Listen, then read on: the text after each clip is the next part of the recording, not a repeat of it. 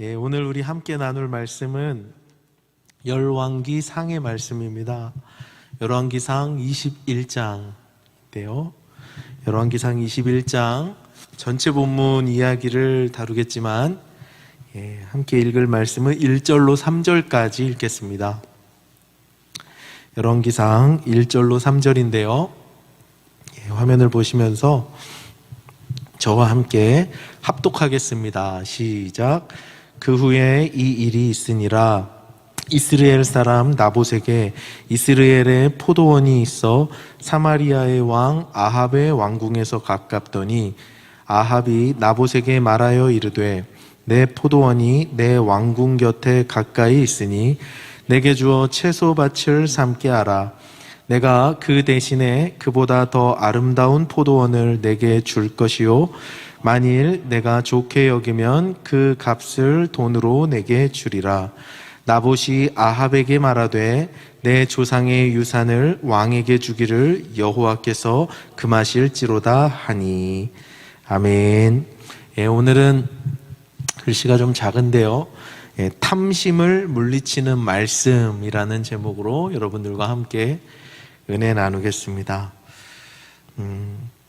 오늘 예배를 드리는데 사실 제가 어제 수요일이네요. 수요일 날 수요 기도회를 마치고 늦은 시간에 이제 귀가를 하는데 그날은 이제 지하철을 타고 왔어요. 그래서 지하철을 타고 오면은 이제 지하철을 타고 이동할 때는 제가 이제 주로 책을 보고 안 볼 때도 많습니다. 주로 책을 보고 내려서 이동할 때는 책을 못 보니까 그때 이제 유튜브로 뭐 스트리밍을 제가 좋아하는 뭐 방송들을 찾아서 보는데 이번 주에는 제가 그 이동하는 길에 뭘 봤냐면 2002년도에 제가 선교단체를 섬길 때 그때 예배 업로드한 영상이 있더라고요.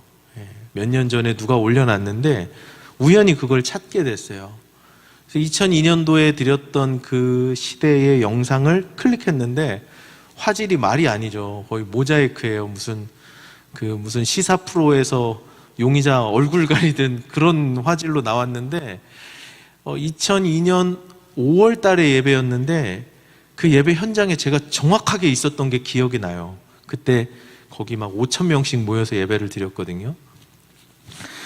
그러면서 그 현장에 제가 있었던 게 분명히 기억나고 그 예배당 어디에 있었는지도 정확하게 기억나고 찬양 인도자가 드러머랑 호흡이 맞지 않아서 예배 직전까지 연습하던 것도 다 기억나는데 그 예배가 딱 나오는 거예요. 20년 전 예배죠. 그러면서 제가 저기 내가 있었는데 그때 제가 빡빡이었어요. 힙합 한다고 또 그런 시절 다 있잖아요. 막 그 노란색 워커 막 이렇게 신고 가방 이만한 거 막 메고 막 이렇게 스웩 있게 막 걸어 다니고 막 그랬는데 거기 또 가가지고 막 은혜 받고 그러면 그런 생각이 들더라고요. 그때 정말 순수하게 찬양하던 용성이가 저기 있었는데 그 흔적이 어딘가 남아있더라고요. 오늘 이 예배가 기록되고 있거든요. 저 기록은 언젠가 어디 남아있겠죠. 저 기록이 남지 않더라도 우리의 모든 예배가 하나님의 은혜의 책 가운데 남아있는 줄로 믿습니다. 여러분 한 번의 예배를 대충 여기지 마시고 아까 우리 기도할 때도 그렇게 했는데 정말 하나님 앞에 우리의 마음을 다해서 예배 드릴 수 있기를 바라고요. 우리의 믿음의 이력이 남는다 생각하고 하나님 앞에서 진실한 태도로 예배할 수 있기를 바랍니다. 말씀 나누겠습니다. 탐심을 물리치는 말씀인데요. 탐심에 대한 이야기를 하려고 합니다. 제주도 휴가들 다녀오셨어요?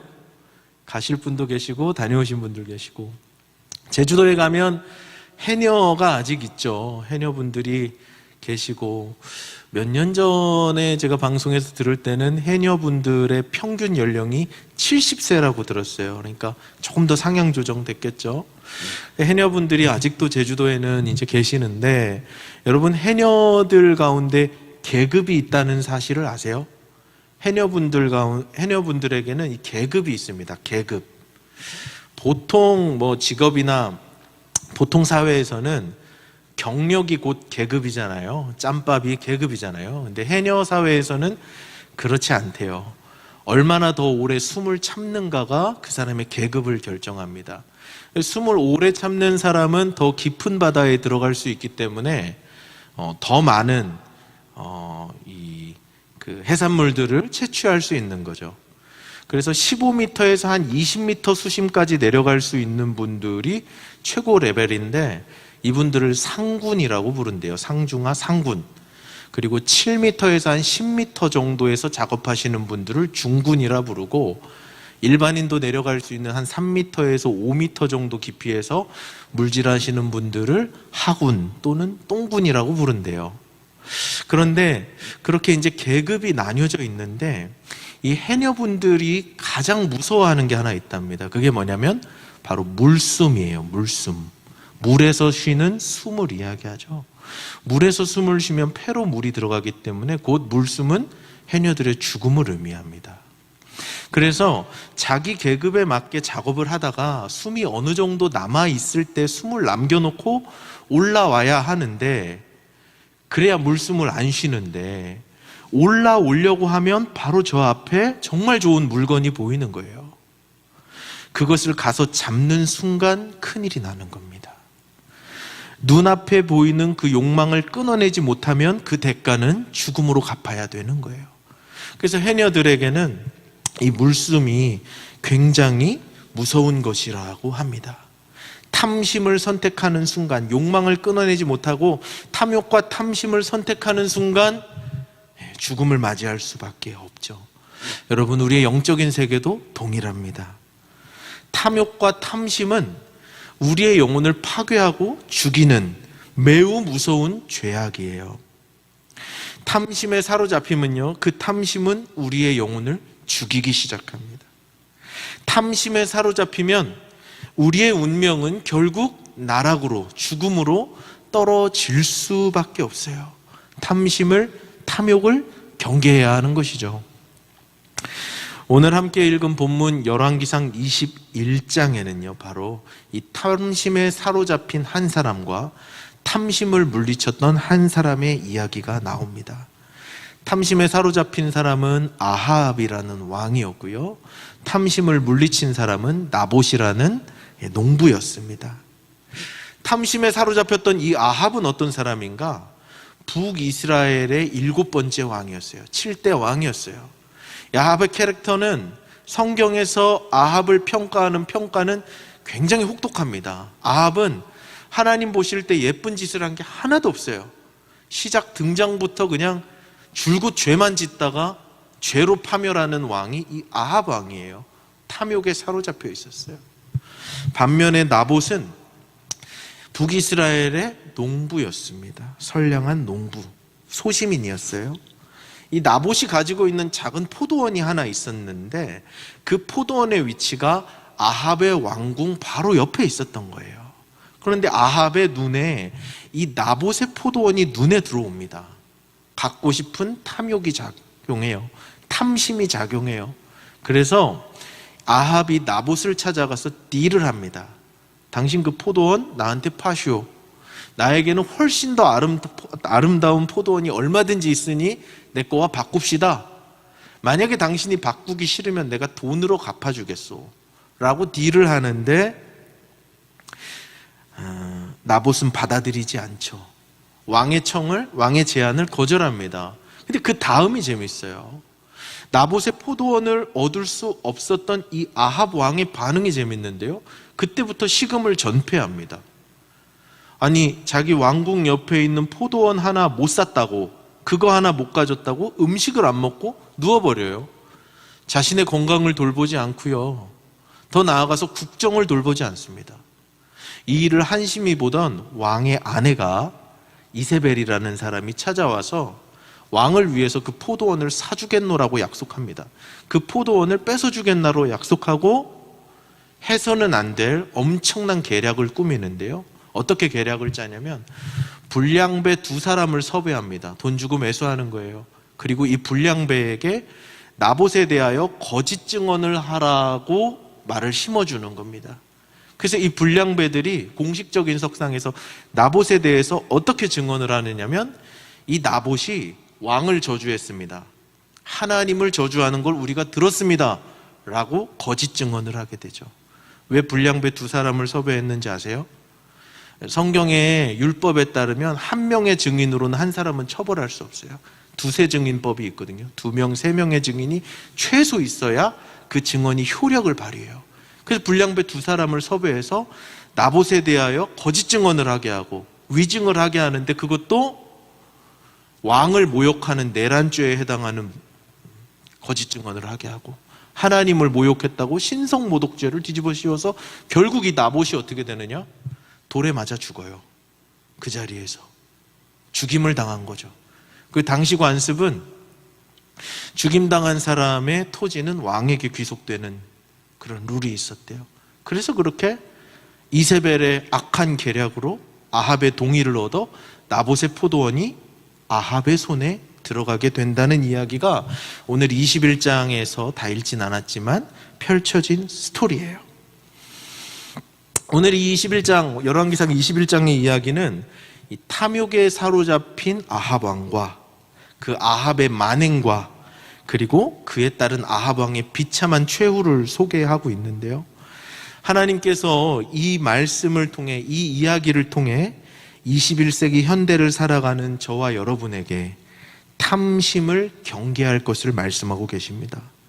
저는 오늘 본문의 말씀을 통해 저와 여러분이 탐심을 물리치고, 이 탐심이 미덕이 된 이 세상에서 탐심을 물리치고 하나님께 감사와 만족의 삶을 살아갈 수 있게 되기를 우리 주님의 이름으로 축복합니다. 자, 그러면 탐심이 무엇인가 먼저 좀 알아보고 성경에서 탐심을 무엇이라고 이야기하는가 한번 들어가 보도록 하겠습니다.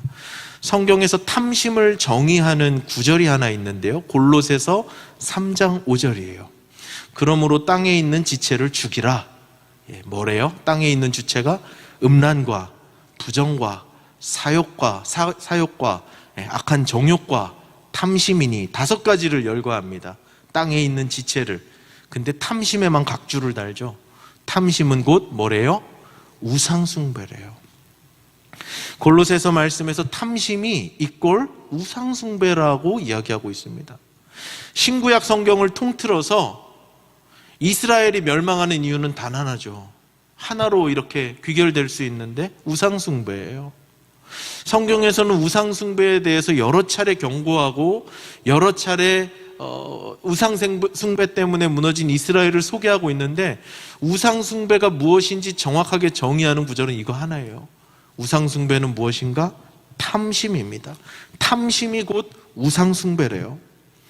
우상숭배는 하나님께서 가장 미워하는 죄악인데요, 탐심으로부터 그 모든 우상숭배가 나오더라는 것이죠. 거의 모든 죄악이 이 탐심으로부터 시작해서 탐심으로부터 파생되어 나옵니다. 모든 죄악이. 그래서 이 진리를 깨달았던 야고보 사도는 야고보서 1장 15절에 이런 말씀을 합니다. 죄를 낳는 엄마가 있대요. 죄의 모태가 있다는 거예요. 죄를 누가 낳을까요, 여러분? 한번 같이 읽어보겠습니다. 시작. 욕심이 잉태한 즉 죄를 낳고 죄가 장성한 즉. 죄를 누가 낳는데요? 욕심이 죄를 낳는데요. 탐심과 탐욕, 정욕, 절제되지 않은 탐욕의 마음이 죄를 낳더라는 거예요. 하나님께서 탐심이 곧 우상숭배라고 말씀하시는 이유가 바로 여기 있죠. 죄악이 어디서 탄생합니까? 죄악이 어디로부터 자라나요? 욕심, 탐욕, 탐심에서 자라나는 거예요. 여러분, 탐심은 어떤 물건에 대한 탐욕의 마음, 절제되지 않은 도를 지나치게 그것을 탐하는 마음도 당연히 탐심인데요, 오늘 그 얘기를 할 건데요, 그것뿐만 아닙니다. 여러분, 교만이 탐심이에요. 사탄이 하나님 앞에 영원히 저주를 받아서 사단의 자리로, 천사에서 사단으로 전락했는데요, 사단의 죄악이 무엇이었습니까? 교만이었어요. 그 교만은 뭐였죠? 하나님과 같아지려고 하는 존재론적인 탐심이 자리 잡은 거예요. 내 존재가 하나님까지 올라가 보려는 그 탐심이 사단의 마음에 들어와서 사단을 교만하게 했던 것입니다. 그래서 사탄이 사람을 유혹하는 방법도 그 탐심으로 사람을 유혹하죠. 하와가 먼저 선악과를 따먹고 아담이 따먹잖아요. 아담과 하와를 사탄이 유혹했던 첫 번째 유혹의 방법도 그들의 탐심을 자극하는 거였어요. 에덴 동산에 있는 실과는 모두 다 먹을 수 있었습니다. 딱 하나 먹을 수 없는 것이 있었는데 그게 선악과였죠. 그 선악과, 먹을 수 없는 선악과에 대한 탐심을 사탄이 자극합니다. 또 이걸 먹으면 네가 인간이 아니라 하나님처럼 된다. 너는 초인이 되는 거야.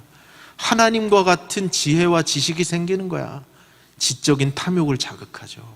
하나님처럼 될 것이라는 탐심을 자극해서 결국에는 이 아담과 하와를 범죄하게 만듭니다. 여러분, 음란도 탐심인 거 아세요? 음란도 탐심의 결과입니다. 음란은 타인의 육체를 향한 성적 탐심의 결과예요. 내가 가져서는 안 될 것을 갖고자 하는 마음이죠. 음란도 탐심의 결과입니다. 성경에서 이 탐심의 결과로 음란의 죄악을 저지른 대표적인 사람이 바로 다윗이죠. 다윗이 승승장구하고 하나님의 은혜로 나라가 태평성대하니까 절박함이 사라졌어요.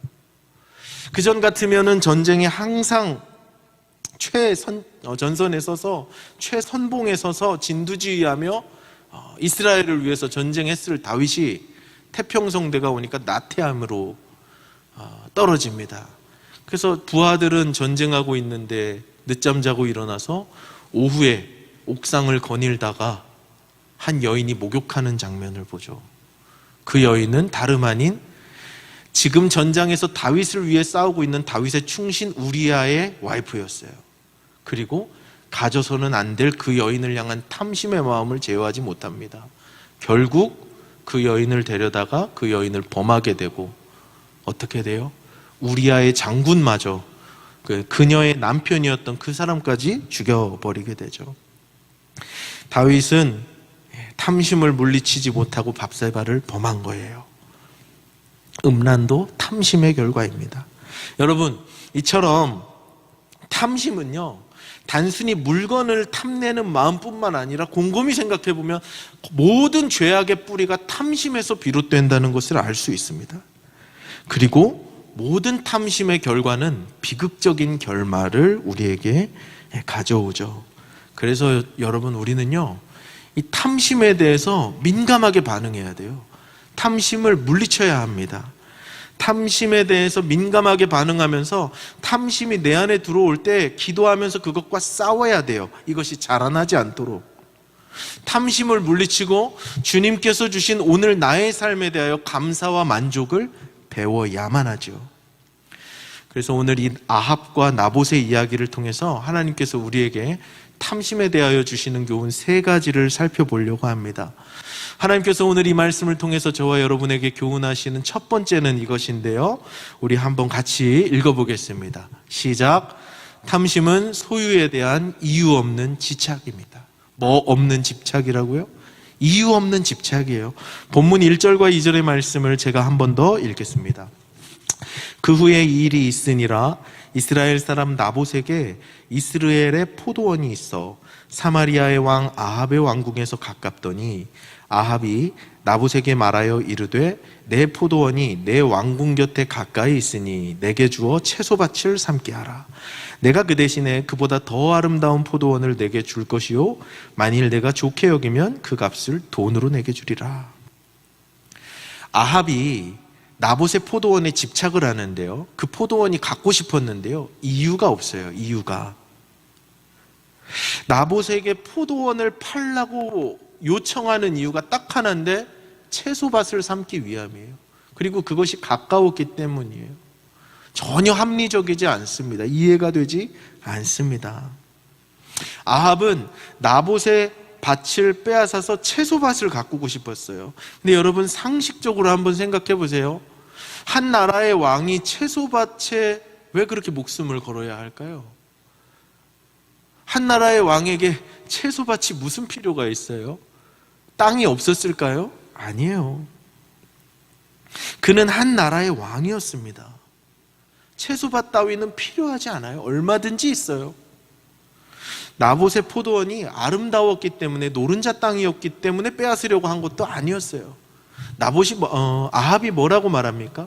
나에게 더 아름다운 포도원이 얼마든지 있다는 거예요. 너의 그 초라한 포도원을 나에게 주면 국유지로 관리하고 있는 나의 아름다운 포도원을 너에게 주겠다는 거예요. 이것도 상식적으로 생각해 보면요, 농부가 갖고 오는 포도원이 아름답겠습니까? 한 나라의 왕실에서 관리하는 포도원이 아름답겠습니까? 비교가 안 되는 거예요, 여러분. 비교가 안 되는 거예요. 공원도요, 공원은 사립공원이 없나요? 뭐 사립으로 운영하는 펜션 이런 데 가보시잖아요. 돈을 이렇게 비싸게 주고 이렇게 하면은 조금 아름다울 수 있는데요, 나라에서 관리하는 산림, 숲 이런 데 가보셨어요? 클래스가 달라요. 나봇의 포도원이 아합의 포도원보다 좋을 리가 없습니다. 그런데 이유 없이, 까닭 없이 탐심이 들어오니까 필요도 없고 아름답지도 않고 소유할 가치도 없는 그 물건에 아합이 집착하는 거예요. 도를 넘어서 거기에 목숨을 걸더라는 거예요. 탐심에 사로잡힌 사람들의 전형적인 모습이 바로 이겁니다.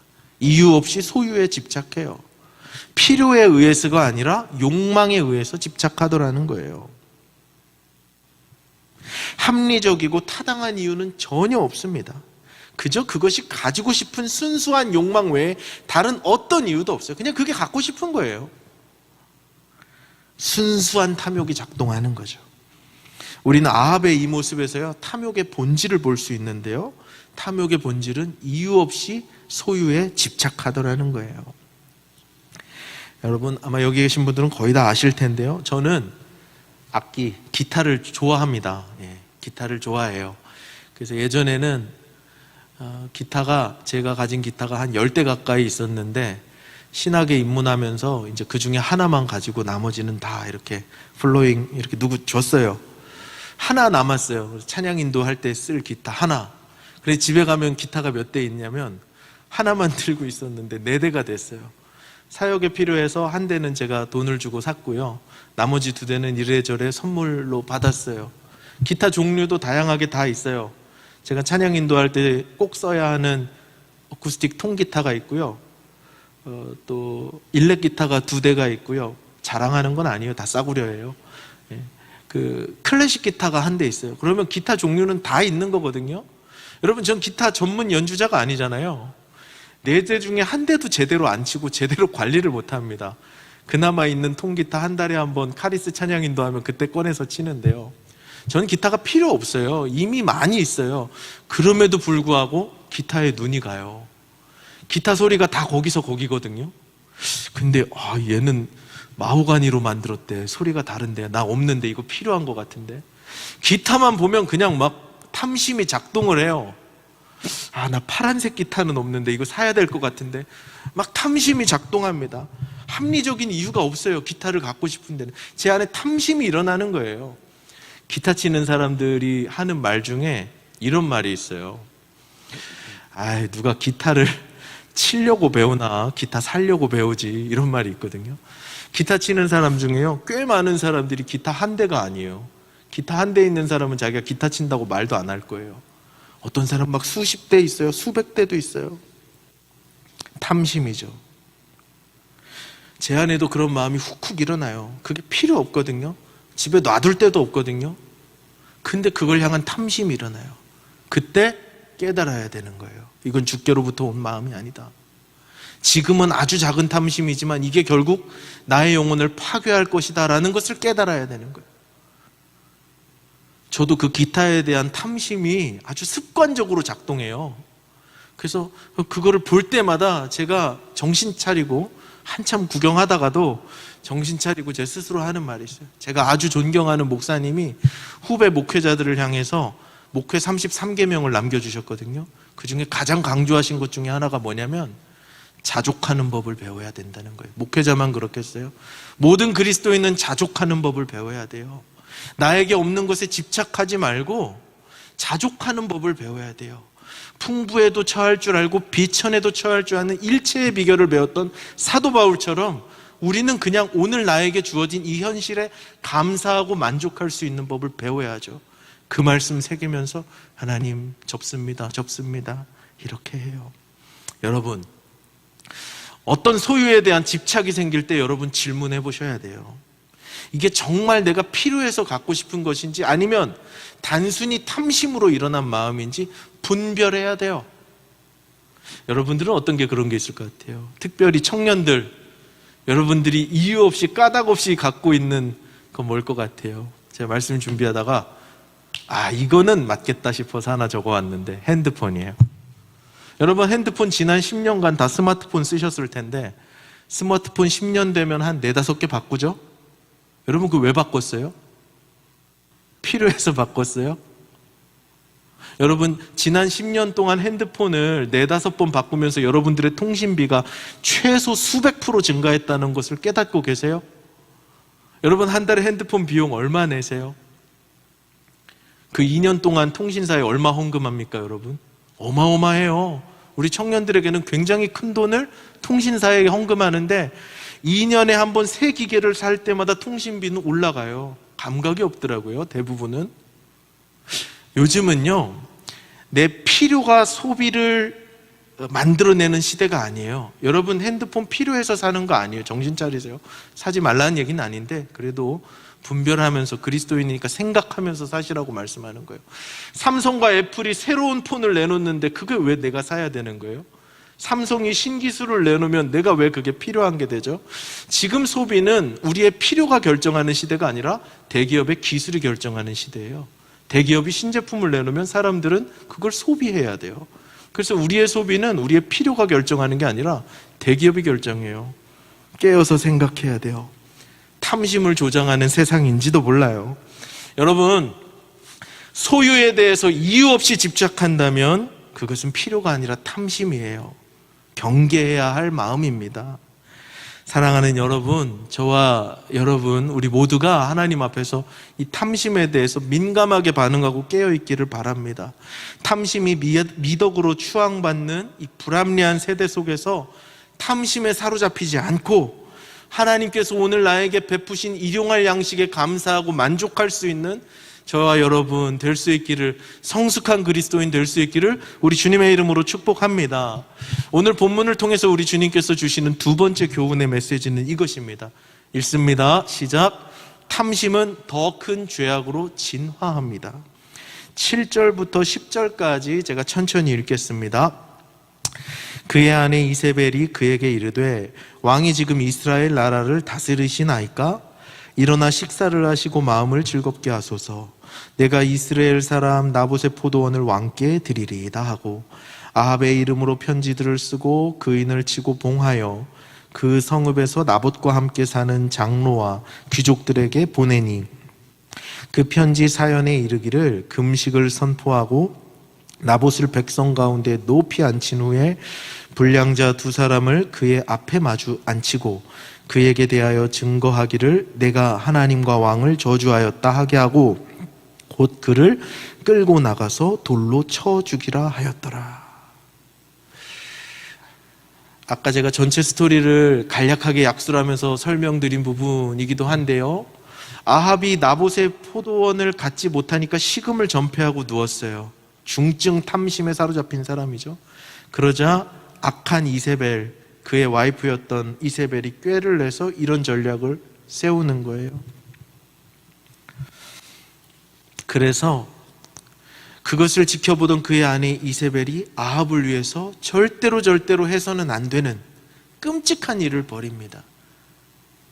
나봇을 죽이는 거죠. 죽이되 아무런 잘못도 없고 아무런 죄도 없는 그 사람에게 온갖 누명을 씌워서 그 자리에서 증언하게 하고 그 자리에서 곧 끌고 나가서 돌로 쳐 죽인, 속전속결이에요. 망설임이 없습니다. 이 끔찍한 죄악을 저지르는데 탐심에 사로잡힌 아합이 망설임이 없어요. 이세벨이 이 제안을 했을 때 아합은 고민하거나 생각하거나 말리거나 하는 흔적이 없습니다. 사람 하나 죽이는 건 일도 아니에요. 탐심에 사로잡혀서 그 사람의 것을 뺏어야 하니까 이 사람 죽이는 건 일도 아니에요. 그거는 아주 나이스한 방법이에요. 아주 훌륭한 방법, 묘책인 거예요. 겁이 없습니다. 하나님 앞에서 두렵고 떨리는 마음이 없어요. 생명을 향한 경외감, 사람을 향한 존중하는 마음, 인권을 향한 존중하는 마음이 하나도 없는 거예요. 탐심이 자리 잡기 시작하고 그 탐심이 그 사람을 장악하니까 더 큰 죄악으로, 더 무서운 죄악으로 끝도 없이 진화하더라는 거예요. 결국 아합과 이세벨은 이 죄악이 계기가 되어서 나봇을 죽이고 난 다음에 엘리야가 찾아옵니다. 그리고 엘리야에게 그동안도 죄를 엄청 많이 지었는데 바로 이 사건 직후에 엘리야 선지자가 찾아와서 아합과 이세벨에게 어떤 경고를 하는지 아세요? 하나님의 심판을 예언하는데요. 아합, 너가 죽는 그 자리에서 네 피를 개들이 핥아먹을 거다. 이세벨, 너가 죽는 그 자리에서 네 시체를 개들이 먹을 거다. 이런 하나님의 저주를 선포하는데 실제로 이들이 그렇게 비참하게 죽어요. 탐심이 내 안에 들어오니까 하나님 앞에서 자기가 어떤 죄를 짓는지 돌아보질 않는 거예요. 내 마음이 탐심에 사로잡혀서 어떤 악을 꾀하고 있는지 돌아보질 않는 거예요. 오로지 그것에만 관심 있고 내 주변 세계, 내 이웃, 내 가족 어떤 것에도 관심이 없어요. 탐심이 들어오니까 그 탐심이 탐심으로 끝나지 않고 더 무서운 죄악으로 진화하더라는 거예요. 여러분, 우리가 뉴스를 보면 돈의 욕심에 사로잡혀서 아버지의 유산을 노리고 또 보험금을 노리고 존속살해의 범죄까지 저지르는 모습 얼마나 많이 봅니까? 최근에 막 이슈가 계속되고 막 재판이 되고 조사받고 있는 그 이은혜 씨라는 사람, 천인이 공로할 노릇 아닙니까? 탐심과 탐욕에 사로잡히면, 돈이 하나님이 되면 다른 모든 것은 수단이 되는 거예요. 인간의 존엄성 없습니다. 돈이 나의 하나님이 되면, 탐심이 내 안에 들어와서 돈이, 물질이 나의 하나님이 되면 그 외의 모든 것은 돈을 얻기 위한 수단일 뿐이에요. 탐심이 이렇게 무서운 거예요. 경계해야 돼요. 경계해야 돼요. 여러분, 탐심을 경계하는 아주 좋은 방법이 저는 헌금이라고 생각해요. 청년들 11조 하시죠? 속으로 대답하세요. 해요. 해야만 해요. 11조 떼어 드릴 때 헌금 바구니 앞에서 기도하는 거예요. 하나님, 이 물질 드림은 나의 신앙의 고백입니다. 돈이 하나님이라고 외치는 세상에서, 아니, 하나님이 나의 하나님이고 돈은 수단일 뿐입니다 고백하는 내 믿음의 고백입니다. 아까워도 드려야 돼요. 드려야만 해요. 해요. 여러분, 안 하시는 분들 계시다면 하세요. 할 수 있으면 구제헌금도 하시고 주정헌금도 하시고 하세요. 그렇게 탐심과 싸우는 거예요. 매주 내 호주머니에 돈 얼마 들이면서 입장료로 내는 거 아니에요. 그거는 100만 원을 내도 하나님 받으시는 재물이 아니에요. 200원을 내더라도 하나님, 나의 탐심을 물리칩니다. 하나님이 나의 주인입니다. 돈은 나의 주인 될 수 없습니다. 그 고백을 따라서 헌금을 하세요. 탐심과 싸워야 돼요. 탐심에 사로잡히면 아주 무서운 곳까지 나아가요. 호주에서 있었던 실화예요. 여러분들도 들어보셨을 수 있어요. 한 남자가 람보르기니 아세요, 여러분? 뭐 이렇게 스포츠카 엄청 좋은 거, 람보르기니라는 스포츠카를 너무 사랑하는 한 남자가 있었어요. 그래서 어떻게 해가지고 그 차를 결국 한 대 샀습니다. 수억 주고 한 대 샀겠죠. 이 남자의 유일한 낙은 뭐냐면, 그 차가 주차장에 있는 게 아니라 거실에 들어와 있는데 날마다 그걸 보면서 감탄하고 하는 게 이 사람 낙이었어요. 하루는 집에 들어왔는데 자기 어린 아들이 못을 가지고 람보르기니에 낙서를 하고 있는 거예요. 낙서를 하고 있는 거예요. 이 사람이 거기서 이성을 잃습니다. 돌아버려요. 눈에 보이는 망치를 가지고 그 아이의 손을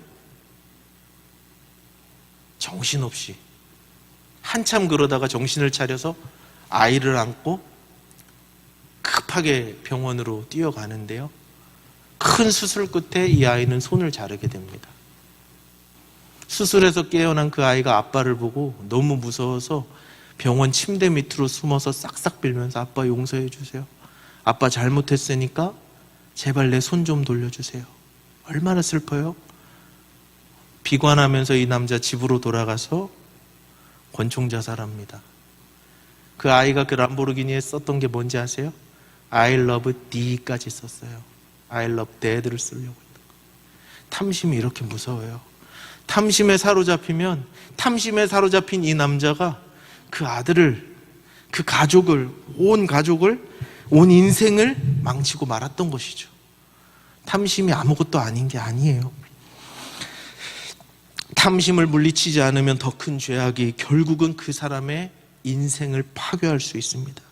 이걸 깨달을 수 있기를 바라요. 작은 탐심이 두려울 때 깨어서 물리칠 수 있기를 바랍니다. 그렇다면 이제 마지막 세 번째예요. 우리는 이런 탐심을 어떻게 물리칠 수 있을까요? 오늘 본문을 통해서 우리에게 주시는 세 번째 교훈이 바로 이것인데요. 읽어보겠습니다. 시작. 하나님의 말씀으로 탐심을 이길 수 있습니다. 한 번 더 시작. 하나님의 말씀으로 탐심을 이길 수 있습니다. 자, 이번에는 아합의 이야기에서 나봇의 관점에서 한번 생각을 해보자고요. 아합이 나봇의 포도원을 원했습니다. 나봇에게 딜을 합니다. 네 헌집 주면 새집 줄게, 뭐 이런 딜처럼 너 포도원 그거 나 줘라. 국유지 포도원 줄게. 훨씬 더 땅값 비싼 포도원 줄게 제안을 하죠. 네가 원하면 돈이라도 얼마든지 줄게. 이 나봇에게 찬스예요. 신세를 고칠 수 있는, 적어도 부동산 투자에서 한미천 챙길 수 있는 찬스죠. 나봇은 어떻게 합니까? 거절해요. 거절하는 이유가 중요한데요. 왜 거절했는가? 3절에 아주 단순한 이유가 나옵니다. 본문 3절의 말씀입니다. 시작. 나봇이 아합에게 말하되 내 조상의 유산을 왕에게 주기를 여호와께서 금하실지로다 하니. 나봇에겐 딱 한 가지 이유밖에 없었어요. 하나님이 그 토지를 파는 것을 기뻐하지 않으시더라는 거예요. 레위기 25장 23절에 하나님께서 토지법을 고대 모세의 시대 때부터 제정해 놓으신 것이 있습니다. 토지를 영구히 팔지 말 것은, 토지는 다 내 것임이니라. 너희는 동거인이요 거류하는 자로서 나와 함께 있기 때문에 너희들 토지를 영구히 팔지 말라는 게 이스라엘의 상식과도 같은 토지법이었어요. 나봇은 지금 그 얘기를 하는 겁니다. 토지를 팔아서 내가 부유해질 수 있습니다. 토지를 임금과 바꾸어서 한미천 챙겨서 별로 쓰잘데기 없었던 땅을 좋은 땅으로 바꿀 수 있고, 돈으로 받는다면 억만장자가 될 수도 있었을지 모르죠. 나봇이 거절한 이유는 단 하나예요. 하나님이 그것을 기뻐하시지 않았기 때문에, 그리고 그 율법의 말씀이 나봇의 중심에 자리 잡고 있었기 때문에 나봇에게 유혹하는 그 탐심을 물리칠 수 있었던 것입니다. 사랑하는 여러분, 나봇에게는 하나님의 말씀이 가득했어요. 토지를 영구히 팔지 말라. 너희들은 거류민이고 동거자일 뿐이다. 나와 함께 동거하는 자로 여기 잠깐 있다가는 나그네일 뿐이다 라고 말씀하신 자기의 정체성이 말씀 위에 굳건히 서 있었기 때문에 그에게 다가오는 탐심을 물리칠 수 있었습니다. 탐심을 물리칠 수 있는 비결은 무엇인가? 나의 영혼이 하나님 말씀 위에 서 있는 거예요. 말씀으로 나의 영혼을 가득 채우는 겁니다. 하나님의 그 풍성하신 말씀으로 나의 영혼을 가득 채울 때 다른 어떤 것에 대한, 소유에 대한 이유 없는 집착으로부터 자유할 수 있는 거예요. 하나님의 말씀이 없으면요, 하나님의 말씀으로 나의 존재가 충만하지 않으면 탐심이 작용할 수밖에 없어요. 하이데거라는 철학자가, 저 잘 모르는데, 하이데거라는 철학자가 그런 얘기를 했대요. 모든 사람들의 영혼에는 구멍이 나 있대요. 허전한 거예요. 그것은 채워지지 않는 구멍이에요. 이거를 사람들이 채워보려고 다양한 노력들을 합니다. 근데 그 영혼의 구멍은 하나님밖에 채울 수 없는 거예요. 하나님의 말씀으로 우리의 영혼이 차오르지 않는다면 우리는 탐심으로부터 자유할 수가 없어요. 하나님의 말씀의 충만함을 경험해야, 하나님 말씀 안에서 나의 영혼이 깊은 안식과 깊은 감사와 깊은 만족을 경험해야 우리에게 다가오는 그 어떤 탐심도 물리칠 수 있는 거예요. 그것 아무것도 아니다 라고 담대하게 선언할 수 있는 거예요. 한국인이 가장 좋아하는 시편이 시편 23편이에요. 우리 다 알고 있으리라 생각하는데요, 시편 23편 1절 다 외우시죠? 여호와는 나의 목자시니 내게 부족함이 없으리로다. 다윗의 시인데요, 다윗이 이런 고백을 하는 거예요. 하나님이 나의 목자이십니다. 다윗은 어릴 때 직업이 목동이었잖아요. 양치기였잖아요. 자기가 양을 쳐보니까 양은 목자를 어떻게 만나느냐에 따라 그 양의 운명이 결정되거든요. 좋은 목자를 만나면 양은 토실토실 살이 찌고 풍요로운 삶을 살고, 나쁜 목자, 게으른 목자를 만나면 그렇지 않고, 하나님이 나의 목자가 되시기 때문에 내게 부족함이 없으리다 라고 노래하고 고백하고 있어요. 그런데요, 원어를 찾아보니까 부족함이라는 단어가 부족함 맞아요. 부족함 맞는데 내게 부족함이 없습니다 이 고백을 하면 우리 정서에 어떤 마음이 드냐면 하나님이 나의 목자시니까 부족함이 없어요. 다 있는 거예요. 모든 것이 다 있어요. 내게 필요한 건 다 있어요. 그러니까 부족한 게 없는 거예요. 마치 하나님이 목자가 되셔서 나의 소유가 풍성해진 것처럼 생각할 수 있는데요, 그렇지 않죠. 하나님을 믿는다고 하나님을 목자로 삼았다고 해서 나의 소유가 풍성해지는 건 절대 아니에요. 하나님 믿어도 가난하고 궁핍하게 일평생을 사는 사람이 있거든요. 예수님이 그렇게 사셨잖아요. 그래서 이거를요, NIV라는 영어 성경에서 뭐라고 번역했는지 전 이거 너무 좋아하는 말씀인데, The Lord is my shepherd, I shall not be in want. 어감이 다르죠. 하나님이 나의 목자가 되시니까 내가 부족함이 없는 게 아니라 부족은 하지만 더 원하는 게 없습니다. 이렇게 번역할 수 있겠죠.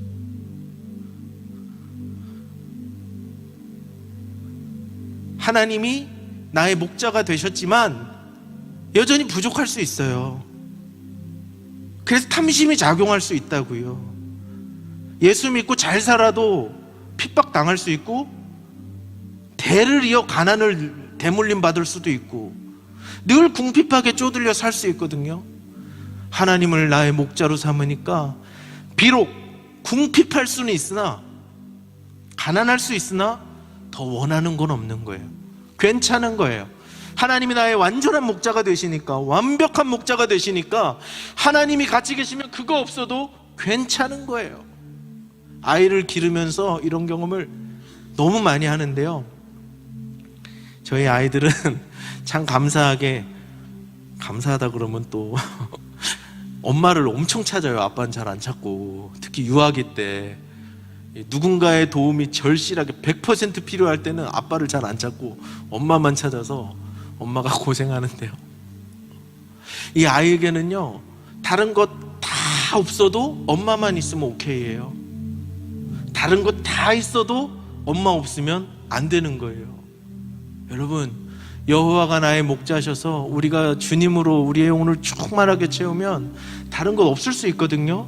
취업이 안 될 수 있거든요.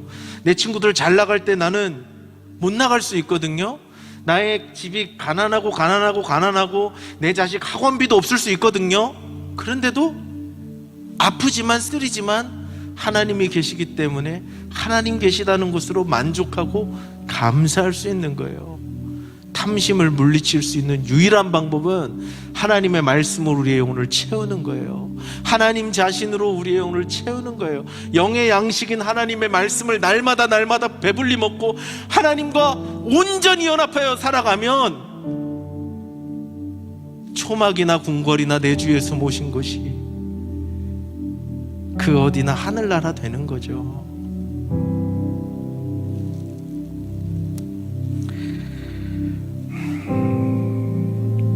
여러분, 하나님을 나의 목자로 삼고 그 말씀으로 내 영혼을 날마다 살찌우고 배불리는 사람, 탐심 물리칠 수 있습니다.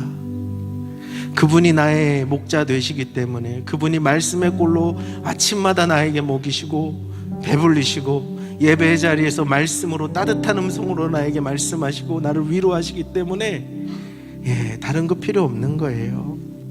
필요한 것 있죠. 원하는 것도 있지만 그것이 하나님보다 우선되진 않아요. 탐심이 나를 삼킬 수 없는 겁니다. 필요한 것을 하나님이 채우실 것이라 믿고, 하나님이 나의 처지와 환경을 아시기에 하나님이 나의 필요를 채우실 것이라 믿고, 그리 아니하신다면 하나님의 더 크신 뜻이 계시기에 나는 하나님을 목자로 삼고 만족하며 삽니다, 감사합니다, 외칠 수 있는 거예요. 마지막으로 저의 부끄러운 경험 하나 나누고 기도하기를 원하는데요, 저는 어릴 때부터 20살 때 제 삶을 하나님께 드리기로 결정했어요. 하나님, 저는 하나님 섬기는 사람으로 살겠습니다. 20살 때 제 삶을 서원하고 드리고 한 번도 뒤돌아본 적 없고, 감사하게도 저는 이거 하려고 태어나려는 사람처럼 자꾸 생각이 되고 감사해요. 그렇게 사는데 하나님께서 채우시고 공급하시는 경험을 너무 많이 했어요. 그런데도 필요 앞에서는 믿음이 약해져요. 청년 때는 괜찮았거든요. 지켜야 할 것이 생기니까 마음이 약해지더라고요. 작년 12월 달에 제가 이런 경험을 했어요. 그 사건이 저에게는 아주 큰 획을 긋는 사건이었어요. 아주 사소한 거였는데요. 12월에서 크리스마스 전후 그쯤이었어요. 제가 지금 풀타임으로 섬기지 않기 때문에 집에서 가사를 많이 하거든요. 그래서 밥도 하고 뭐 이렇게 주방일 특히 저 이렇게 열심히 합니다. 근데 이제 쌀독에 쌀이 이렇게 점점점 줄어가는 게 보여요. 그 쌀이 요만큼 남았어요. 아, 저거 이제 한두 끼 먹으면 쌀 사러 가야겠네. 여러분, 쌀 얼마 안 해요. 쌀 마트 가서 그냥 사면 돼요. 살 수 있고요. 그런데 그게 없지 않았거든요. 그냥 쌀 사러 가야 되겠다 생각했거든요. 아무 일도 아니었거든요. 그런데 그때